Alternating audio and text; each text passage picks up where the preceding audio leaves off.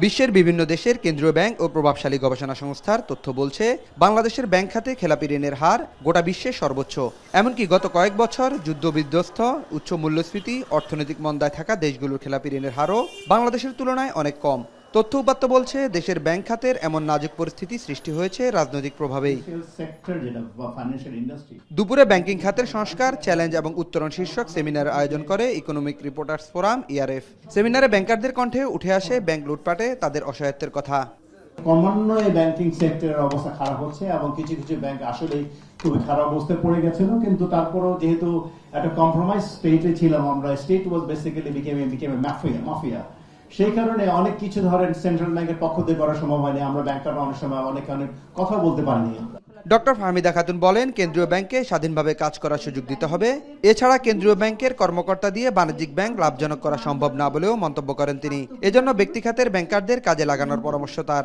সংস্কারের ফলাফল পেতে অনেক দেরি হয়, সেই জন্য আমরা এখনো পর্যন্ত সেগুলোর পুরো ফলাফলটা দেখতে পাইনি, পুরো উপকারটাও পাওয়া যাচ্ছে না। কিন্তু যেটা চলমান হয়েছে, আশা করা যায় ভবিষ্যতে যদি এটা চলমান থাকে তাহলে আমরা ব্যাংকিং খাতে শৃঙ্খলা ফিরিয়ে আনতে পারব।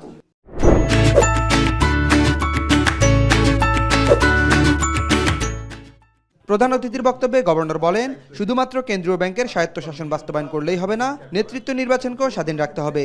আইএমএফ এর ঋণ ছাড়াই রিজার্ভ বাড়ার আশা করছেন গভর্নর। বাংলাদেশের অর্থনীতি কি ভেঙে যাবে? আমি বলবো না, অ্যাবসলিউটলি কোনো সম্ভাবনা নাই। আমাদের ব্যালেন্স অফ পেমেন্ট পজিশন খুবই শক্তিশালী। আমাদের ফাইন্যান্সিয়াল অ্যাকাউন্টে আমরা বিশালভাবে পজিটিভ নাম্বারে আছি। আমাদের ওভারঅল ব্যালেন্সে আমাদের বিশাল পজিটিভ নাম্বার আছে। আমাদের রিজার্ভ গত বছর 8 বিলিয়নের উপর বেড়েছে, এবছর অলরেডি 1.5 বিলিয়ন 2 বিলিয়নের মতো বেড়ে গেছে, আরো বাড়বে। এ সময় সম্মিলিত ব্যাংক 1 বছরের মধ্যে স্বাভাবিক লেনদেনে যেতে পারবে বলে আশা গভর্নরের। যে রাস্তায় 5টা ব্যাংক আছে সেখানে একটাই থাকবে, 5টা ব্রাঞ্চ আছে সেখানে একটা ব্রাঞ্চ থাকবে, বাকিগুলোকে আমরা অন্য জায়গায় নিয়ে নিব। আমরা এই লোকবলকে ব্যবহার করব যদি তাদের যোগ্যতা সম্পন্ন হয়, প্রোভাইডেড দে আর কোয়ালিফাইড, তাদেরকে আমরা ব্যবহার করব।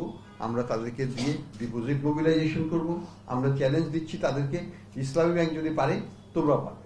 আমানতকারীদের সহযোগিতার কারণে ব্যাংক খাত ঘুরে দাঁড়াচ্ছে বলে মত গভর্নরের। সেটাই না আমরা আংশিকভাবে হয়তো সফল হয়েছি। নাঈম কামাল, এখন, ঢাকা। একটা স্থিতিশীলতা নিয়ে